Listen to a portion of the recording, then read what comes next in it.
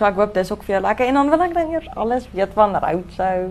Ja. Want ek was nog nie op 'n roadshow nie en ek wil net alles Ek hoor. dink volgende jaar moet jy net soos as 'n add-on gaan. Gaan aan as jy kamerit vir Republikein. 'n tag-along. 'n tag-along. Ja, ja. Want I mean, die kar het 5 sitplekke, ons is net 4, so daar's definitief vir jou ook 'n plekkie. Sien jy? Jy kon net saam gegaan.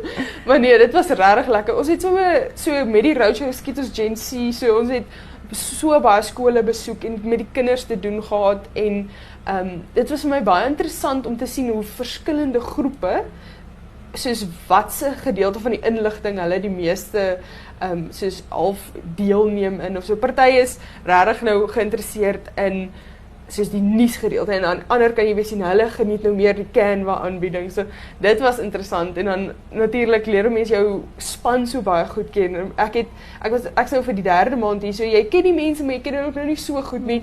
En ek dink jy leer mense op 'n ander vlak ken as jy soos 'n kamer met hulle moet deel of vir 5 ure aan een in 'n kar moet sit met iemand.